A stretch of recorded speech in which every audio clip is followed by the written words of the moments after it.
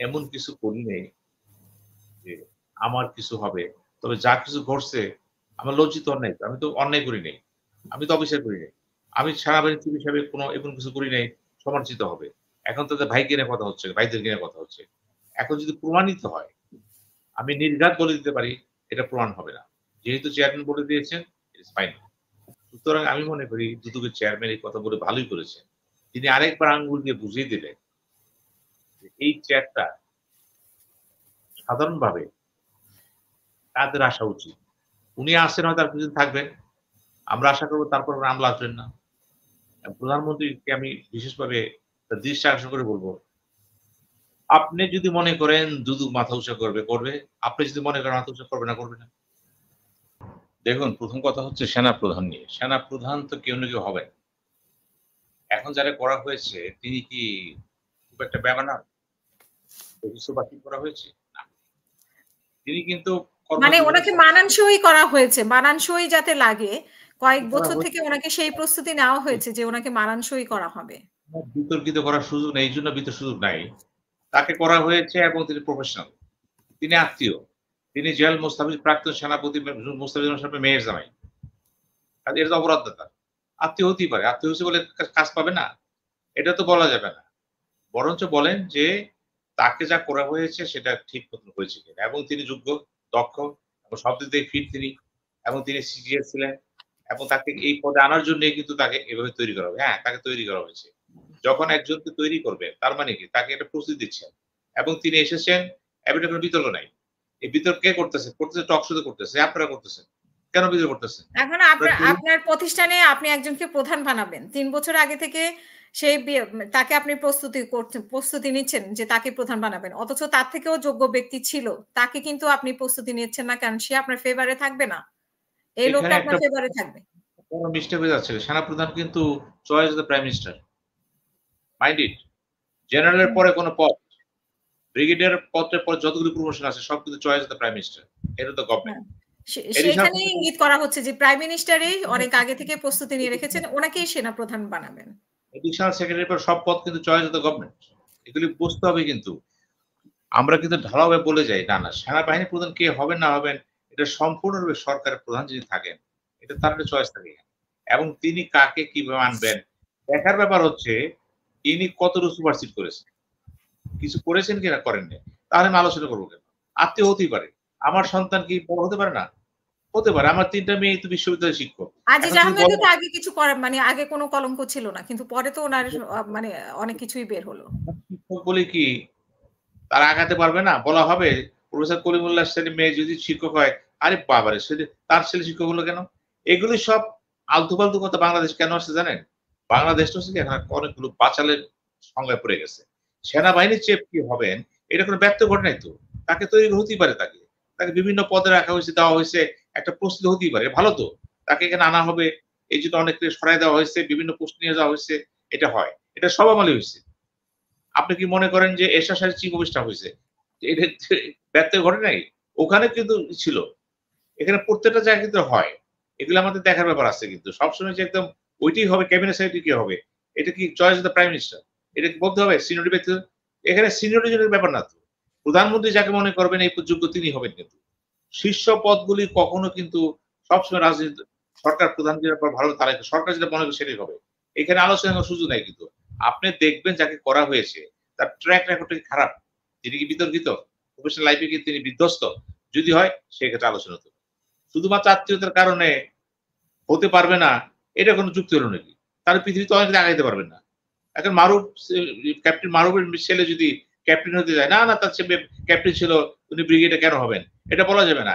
এখন আমাদের অ্যাঙ্কর হাসিনা আক্তারের ছেলে যদি অ্যাঙ্কর ভবিষ্যতে করে না হতে পারবে না কারণ তাকে তৈরি করা হয়েছে। এটা তো না। প্রশ্ন হলো আপনি দেখবেন যাকে করা হয়েছে তার সম্পর্কে বিতর্ক ছিল কিনা? নাই।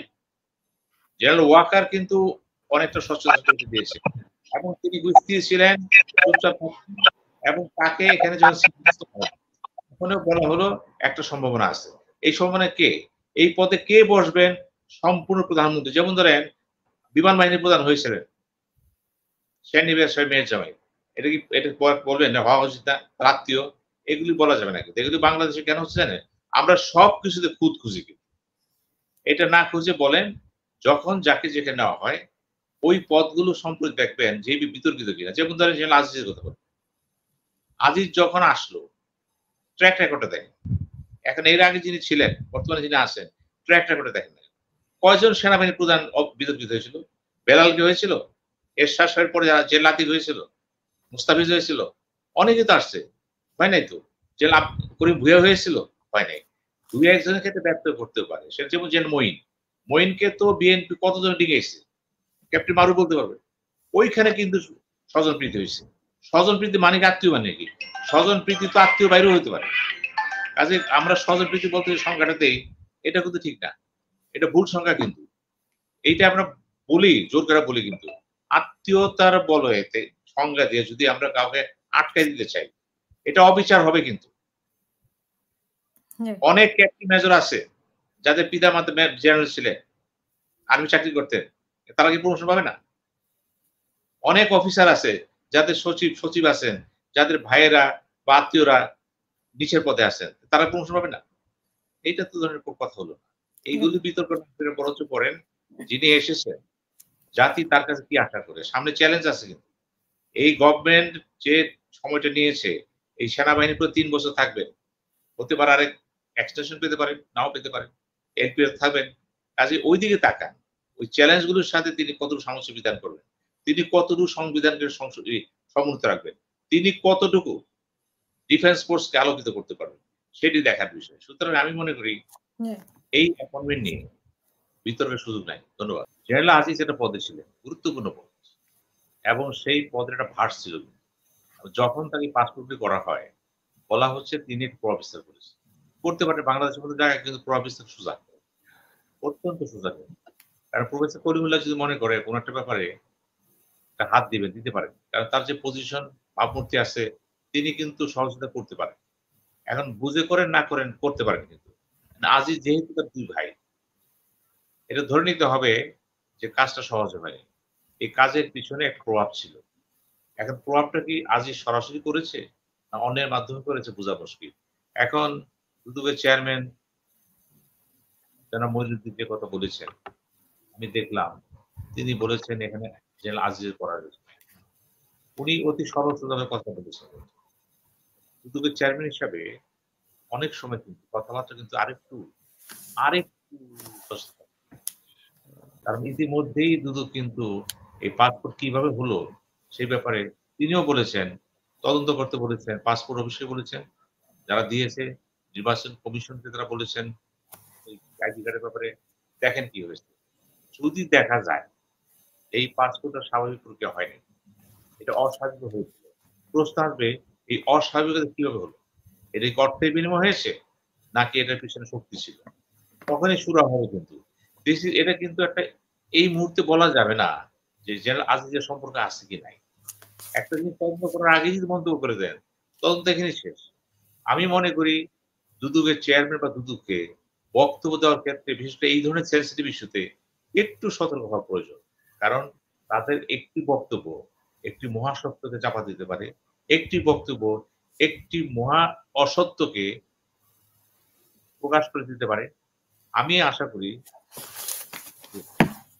দুদকের চেয়ারম্যান মঈনুদ্দিন সিভিল সার্ভেন্ট, ভালো একজন কর্মকর্তা, ছাত্র জীবন ছিলেন, আমরা যখন ছাত্র ছিলেন ইয়ে এপিসোডে।